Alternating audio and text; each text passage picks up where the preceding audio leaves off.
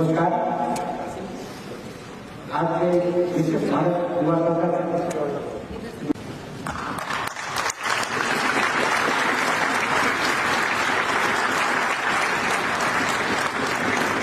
महोदय उसका निर्णय देते हैं और फिर आगे विचार करते हैं।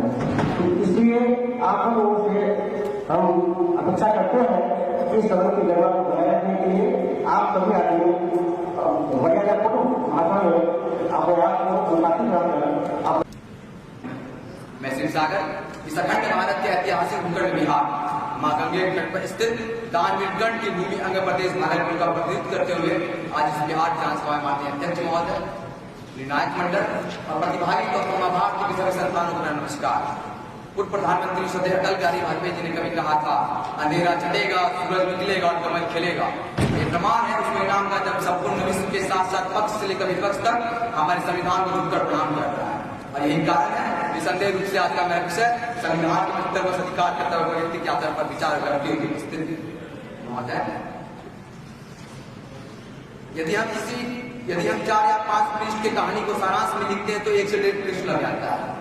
लेकिन इतना बड़ा संविधान जिसमें 251 पेजों 395 अनुच्छेद होने के बाद भी केवल 73 शब्दों के प्रस्तावना से पूरे संविधान को समझ सकते हैं।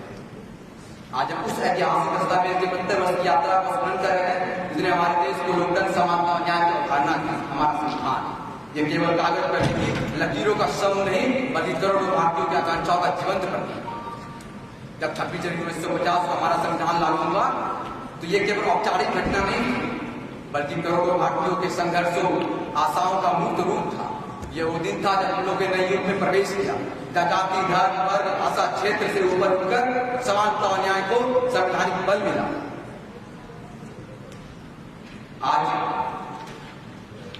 इस भारत के यात्रा में कल्पना करें तो कुशल और सफल नेतृत्व के बारे में चाणक्य ने कहा है, यदि किसी कार्य को प्रारंभ करो तो उसे बीच में मत छोड़ो। चाणक्य के इसी नीति पर चलते हुए हमारे प्रधानमंत्री श्री नरेंद्र मोदी जी ने जम्मू कश्मीर को धारा 370 35 से संबंध सरदार पटेल का अखंड भारत, श्यामा प्रसाद मुखर्जी का एक संविधान एक प्रधान का सपना को साकार कर दिया है।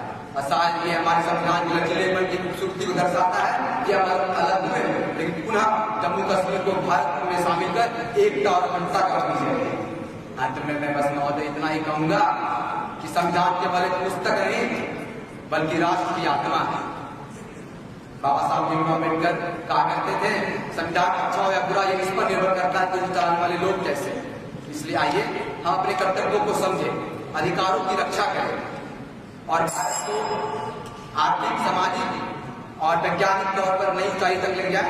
यही संविधान की असली जयंत है, यही हमारी असली राष्ट्रभक्ति है। जय हिंद, जय भारत, वंदे मातरम, भारत माता की